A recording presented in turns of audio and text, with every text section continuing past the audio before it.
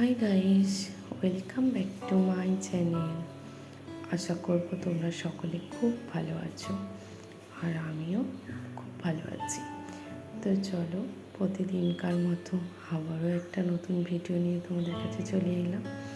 আশা করব তোমাদের ভিডিওটি খুব ভালো লাগবে। চলো, এখন বাজে সকাল 6টা।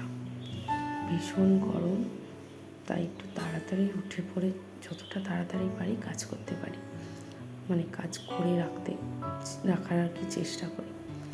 দেখো কি ভীষণ রোদ উঠেছে এখনই, এই মাত্র 6টা বাজে। মানে যখন শীতকাল থাকে তখন তো রোদের দেখাই পাওয়া যায় না। তো চলো, বাইরেটা তো ঝাড় দিয়েই দিলাম। এরপর এলাম ঠাকুর ঘরটা মুছে ঠাকুর ঘরের বাসনগুলো নিয়ে বাইরে যাব। বাইরে গিয়ে ওগুলোকে ধোবো, বাইরে একটু জল ঢালবো। সেই কাজগুলোই আমাকে করতে হয় প্রতিদিন।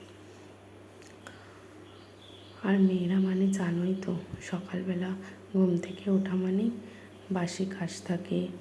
তারপর আমার তো সকালবেলা রান্নাও থাকে, কিন্তু আজ যেহেতু শনিবার তাই আমার রান্নাটা নেই আর কি। আজ হচ্ছে যেহেতু দুপুরবেলা বাড়ি চলে আসে আর কি আমার হাজব্যান্ড, তাই আর আমি সকালবেলা শনিবারটা রান্না করি না। মানে সোম থেকে শুক্র পর্যন্ত আমার সকালবেলা ভীষণ তাড়াহুড়ো থাকে। আর আজকে যেহেতু শনিবার তাই আর বেশি তাড়াহুড়ো নেই, বাট কাজ কিন্তু করতে হচ্ছে। কারণ এই সমস্ত কাজগুলো সেরে এবার যাবো ছেলেকে তুলতে।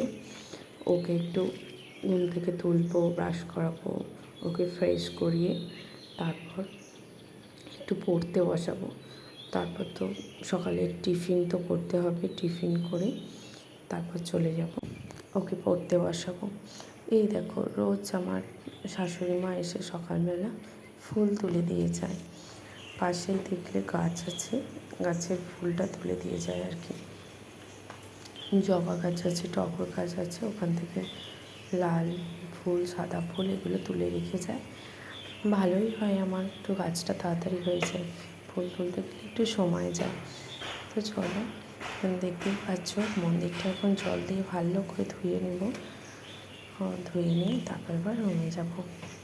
তো সাথে থাকো, ভিডিওটি দেখতে থাকো, তোমাদের অবশ্যই ভালো লাগবে দেখতে। ভিডিওটি কিন্তু লাস্ট পর্যন্ত দেখার অনুরোধ রইল।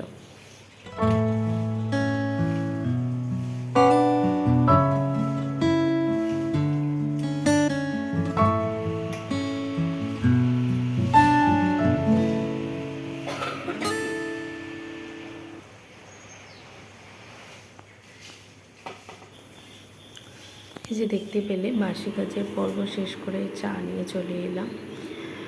চা খেয়ে আনাজ কাটতে শুরু করলাম। আজকে বিশেষ কিছু রেসিপি করবো না, যেহেতু ভীষণ গরম তাই আর বেশি কিছু করতে ভালো লাগছে না। তো এই দেখো, দেখতেই পাচ্ছ ঢেঁড়স কেটে নিয়েছি আর আলু কেটে নিয়েছি। বুঝতেই পারছো আজকে ঢেঁড়স আলু একটু তরকারি করব, আর একটু পাতলা করে মুসুরির ডাল করব, আর হচ্ছে মাছের ঝাল করব। ব্যাস এইটুকু, এটা দিয়ে খাওয়া কমপ্লিট হয়ে যাবে। তো চলো, এই দেখো এদিকে কড়াই তো বসিয়ে দিয়েছে, আনাজ কাটা কমপ্লিট, আর এদিকে ভাত বসিয়েছে। তো চলো, প্রথমে আগে কড়াইতে তেল দিয়ে নিই, দিয়ে ভালো করে ঢেঁড়সটাকে ভেজে নিতে হবে। সবজি তো একটু ভালো করে না ভাজলে তরকারি টেস্টই পাওয়া যায় না। আর এদিকে তো তুতান ভীষণ গরমে দুষ্টামি করছে। আর বললাম ওর পাপা অফিস যাবে, কিন্তু যায়নি আজকে, যেহেতু বাড়িতে কাজ হচ্ছে। দেখতেই পেলে মন্দিরের আশপাশটা কীরকম অবস্থা, ওটাকে ঢালাই দেওয়া হবে বলছে, আজকেই বোধহয় দেওয়া হবে। এই জন্যই ও অফিস গেল না। তো দেখতে থাকো আর পাশে থাকো। যেহেতু নতুন চ্যানেলটা খুলেছি তাই অনেক ভুল ত্রুটি হবে, তোমরা অবশ্যই মানিয়ে নেবে আর আমার পাশে থাকবে।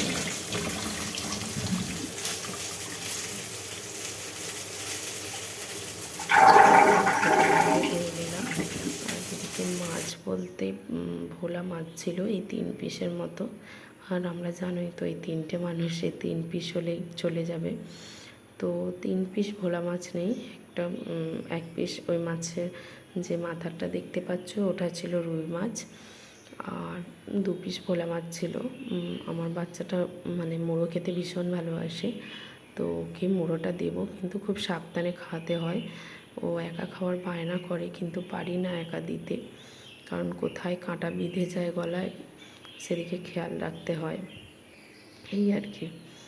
এই দেখো, ও বাইরে আমাদের একটা গাছে লিচু হয়েছে, সেখান থেকে কাঁচা লিচুকে পেড়ে নিয়ে চলে এসেছে, আর বারবার বলছে আমি একটাই নিয়েছি, কিন্তু আমি তো ভীষণ রেগে গিয়েছিলাম যে পাকলে তারপর খেতে হবে। বারবার জিজ্ঞেস করছিলাম ওটা মিষ্টি তো।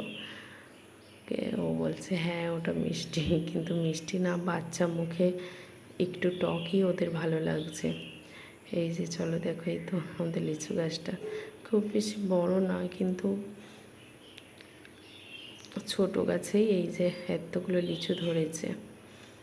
তো চলো কি আর করা যাবে, তুলে ফেলেছে, খেয়ে নিই। আর সত্যি বলতে গাছে থাকলেও আশেপাশের লোকেরা মানে বাচ্চারা এসে তুলে নিয়ে চলে যায়, আর পাওয়াই যায় না, এই জন্য ও খেয়ে নিয়েছে, ভালোই করেছে। আর এই যে দেখো মাছগুলোকে একটু খেতে দিয়ে দিলাম, আর এই গরমে মাছগুলোর অবস্থা দেখো, ওদের একটু খাবার দিয়ে দিলাম, দিয়ে এদিকে রান্না আমার কমপ্লিট হয়ে গেছে। তুতানকে স্নান করিয়ে খাইয়ে ওকে ঘুম পাড়িয়ে দিয়েছি, যেহেতু মিস্ত্রি আসবে তাই আমি জেগেই রয়েছি, আর একটু মাছগুলোকে দেখছি।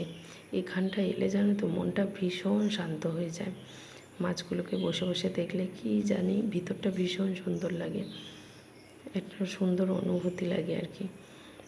তো চলো, এই যে এখন সন্ধেবেলা, ও কিছুতেই পড়তে চাইছে না, যেহেতু মিস্ত্রি লেগেছে, তাও জোর করে পড়াতে তো বসতেই হবে একটুখানি।